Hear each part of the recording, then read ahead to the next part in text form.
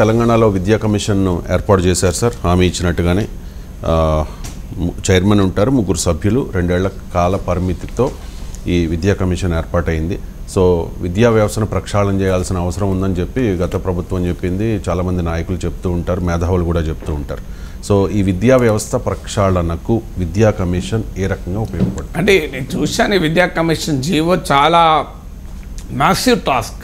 అంటే ఈ విద్యా కమిషను చాలామంది విద్యా కమిషన్ ఏర్పాటు అవుతుంది అన్నప్పుడు అనేక ప్రశ్నలు వచ్చాయి. దీని రూపురేఖలు ఎలా ఉంటాయి, అసలు దీని రోల్ ఏంటి అని. రోల్ అంటే రెగ్యులేటరీ ఇన్స్టిట్యూషన్గా ఉంటుందా, అడ్వైజరీ ఇన్స్టిట్యూషన్ లేదా రికమెండెడ్ ఇన్స్టిట్యూషన్గా ఉంటుందా, లేదా ఎగ్జిక్యూటివ్ ఇన్స్టిట్యూషన్గా ఉంటుందా అనేది 3 రకాల ప్రశ్నలు వచ్చాయి. రెగ్యులేటరీ ఇన్స్టిట్యూషన్ అంటే ఇప్పుడు telecom regulatory authority, electricity regulatory commission, ఇవన్నీ కూడా రెగ్యులేటరీ వ్యవస్థలు.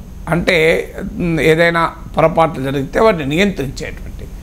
లేదు రికమెండేటరీ అండ్ అడ్వైజరీ అంటే ప్రభుత్వానికి ఎప్పటికప్పుడు విధానపరమైన సలహాలు, సూచనలు ఇవ్వడం. మూడోది ఎగ్జిక్యూటివ్ అంటే వాటిని ఎన్ఫోర్స్ చేసేది.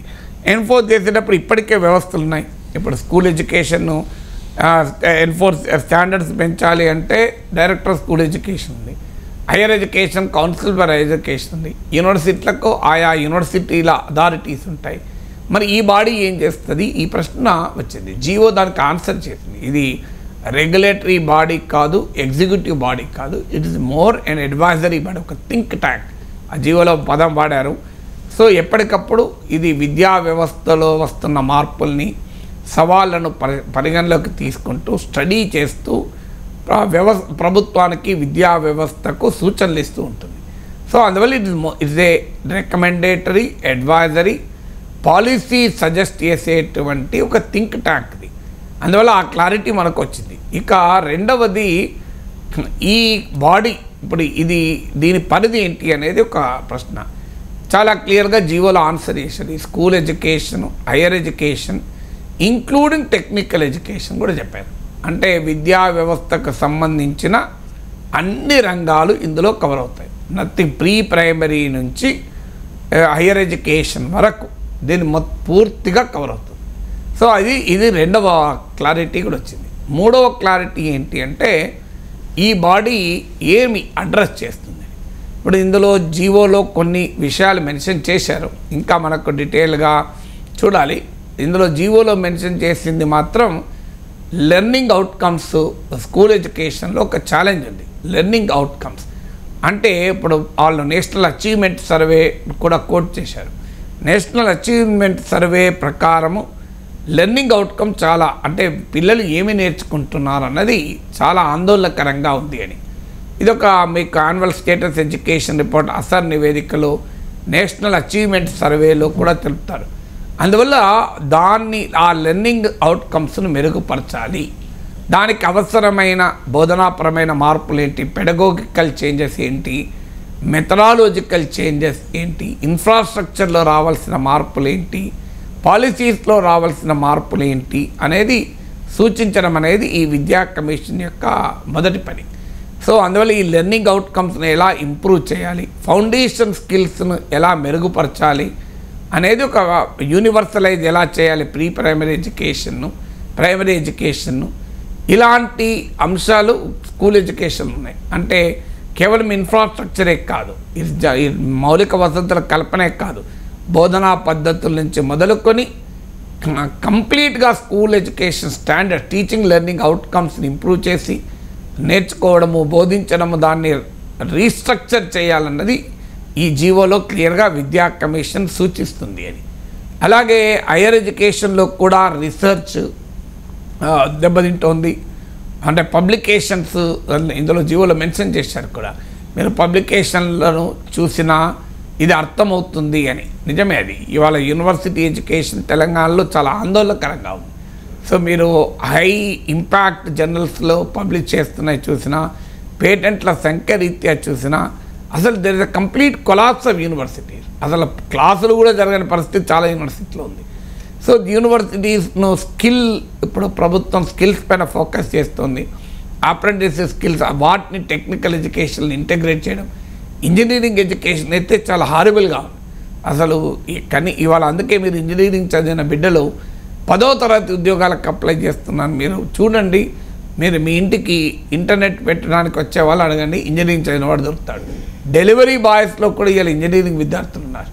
అంటే ఇంజనీరింగ్ ఎడ్యుకేషన్ అనేది కనీస ప్రమాణాలు లేని ఒక దుస్థితిలో ఉంది ఇతను అనేది. It's a very very objectionable situation. So అందువల్ల ఈ ఇంజనీరింగ్ ఎడ్యుకేషన్ను on par with the world levels మనం తీసుకెళ్ళకపోతే మన సాంకేతిక నైపుణ్యం దెబ్బతింటుంది. ఇప్పుడు ఆధునిక టెక్నాలజీని ఎలా ఇంటగ్రేట్ చేయాలి ఎడ్యుకేషన్లో, ఆధునిక బోధనా పద్ధతులను ఎలా ఇంటగ్రేట్ చేయాలి. ఆశ్చర్యం వేస్తే మనకు పీజీ వరకు చదువుతారు, ఇంగ్లీష్లో ఒక పేర రాయలేరు, ఇంగ్లీష్లో ఒక 15 నిమిషాలు మాట్లాడలేరు. ఏంటిది, ఎందుకు ఉండాలి ఇలా? రాకేష్ శర్మ మన ఆస్ట్రోనాట్ 6 నెలలు రష్యాకు పోయి రష్యన్ లాంగ్వేజ్ మాట్లాడుకున్నాడే. మనం ఎందుకు మరి ఏం చేయలేకపోతున్నాం? దీనికి ఈజీగా ఇమీడియట్గా మేము తెలుగు మీడియాలు చదువుకున్నాం, మేము గవర్నమెంట్ స్కూల్లో చదువుకున్నాం. గవర్నమెంట్ స్కూల్లో చదువుకుని రాకూడదా? నేను కూడా గవర్నమెంట్ స్కూల్లో చదువుకున్నా, నేను కూడా తెలుగు మీడియంలో చదువుకున్నా, అది కూడా ఆదిలాబాద్ జిల్లాలో చదువుకున్నా. మనకు తెలుగు వచ్చింది, ఇంగ్లీష్ వచ్చింది కదా. నేను భారతదేశంలో ఉన్న ప్రతి ఇంగ్లీష్ పత్రికలు రాశాను, దాదాపు అన్ని పత్రికలకు, Hindu, Economic Times, Hindustan Times, Pioneer, Outlook, Frontline, Economic and Political Weekly, ఇలా అన్నిటికీ రాశానే. మరి నాకు ఎలా వచ్చింది ఇంగ్లీష్? నేను ఆదిలాబాద్ జిల్లాలో చదువుకున్నాను. అందువల్ల మనము చాలా సులభంగా ఇతరుల పైకి వేస్తాం. సో మరి ఆ టీచింగ్ స్టాండ్ మీకు విచిత్రంగా ఉంటుంది. మీకు కానిస్టేబుల్కు ట్రైనింగ్ ఉంటుంది, మీకు అన్ని రకాల వాటికి నిరంతర శిక్షణ ఉంటుంది. కానీ కంటిన్యూస్ టీచింగ్ అండ్ లెర్నింగ్ కొరకు, టీచర్ల ట్రైనింగ్ కొరకు ఓ టీచర్స్ అకాడమీ లేదు మన దగ్గర. ఆశ్చర్యం వేస్తుంది. ఉపాధ్యాయులకు కాన్స్టాంట్ అప్డేషన్, వాళ్ళ నాలెడ్జ్ని పెంచుకోవడం, వారి నైపుణ్యాన్ని పెంచుకోవడం వస్తుంది. సో అందువల్ల ఇలాంటి మార్పులు చాలా చేయాలి. ఇప్పుడు ఇన్ఫ్రాస్ట్రక్చర్ను ఇంప్రూవ్ చేయడం, ఇన్ఫ్రాస్ట్రక్చర్ ఇంప్రూవ్ చేసినంత మాత్రాన్ని సరిపోదు, నువ్వు కంప్యూటర్ ఇచ్చిన మాత్రాన్ని సరిపోదు, ఆ టీచింగ్ మెథడ్స్లో మార్పు రావాలి. So how do you teach people, how do you motivate teachers? ఇవాళ ప్రభుత్వ విద్యా సంస్థల్లో స్టూడెంట్లు సంఖ్య తగ్గుతోంది, ప్రైవేట్ విద్యా సంస్థల్లో సంఖ్య పెరుగుతోంది. మరి కారణం ఏంటి? ప్రభుత్వంలో మెరుగైన జీతాలు ఉంటాయి, మోర్ క్వాలిఫైడ్, మోర్ టాలెంటెడ్, ఎందుకంటే హైలీ కాంపిటేటివ్ ఎగ్జామినేషన్లో రావాలి. మరి అన్నీ ఉన్నా కూడా ఎందుకు విద్యార్థులు ప్రభుత్వ స్కూళ్ళ నుంచి వెళ్ళిపోతున్నారు? ప్రైవేట్ స్కూల్లో వీళ్ళకన్నా గొప్ప టీచర్లే ఉండరు. మరి పర్యవేక్షణ యంత్రాంగం ఎలా ఉంది? సో ఇలా అనేక క్వశ్చన్లు ఉన్నాయి school education, higher education, technical ఎడ్యుకేషన్లో. దీన్ని పరిశోధించి ఒక పాలసీ మేకింగ్కు థింక్ ట్యాంక్గా ఉండాలి. వీటిపైన కన్సల్టెంట్స్, ప్రొఫెషనల్స్, ఎక్స్పర్ట్స్తో బ్రెయిన్ స్టార్మింగ్ చేసి, రీసెర్చ్ను కూడా, పైలట్ స్టడీస్ను కూడా ఇనిషియేట్ చేసి, ఫీల్డ్ విజిట్స్ ద్వారా కూడా సమాచారాన్ని సేకరించి తెలంగాణ విద్యారంగానికి ఒక దిక్సూచిగా ఈ విద్యా కమిషన్ పనిచేయాలి అన్నది ఈ జీవో సారాంశం. ఈ జీవోలో చదివితే మనకు అర్థమైంది ఏంటంటే, తెలంగాణ విద్యా వ్యవస్థను సమూలాగ్రం మార్చడానికి, అది కేవలము మౌలిక వసతులే కాకుండా ఎంటైర్ టీచింగ్ ప్రాసెస్ను, టీచింగ్ లెర్నింగ్ ప్రాసెస్ను, సిలబస్ నుంచి మొదలుకొని పెడగోగి అంటారు, టీచింగ్ పద్ధతుల వరకు మొదలుకొని పరిశోధన, రీసెర్చ్ వరకు కూడా, అంటే ఒక ప్రీ ప్రైమరీ ఎడ్యుకేషన్లో నుంచి మొదలుకొని విశ్వవిద్యాలయ స్నాతకోత్తర అంటే పోస్ట్ డాక్టరల్ వరకు కూడా దీన్ని రీవైటలైజ్ చేయాలి, రివైవ్ చేయాలి అని ఆ రకమైనటువంటి ఒక ప్రయత్నం ఈ జీవోలో కనబడుతోంది. Let us see how will it be executed.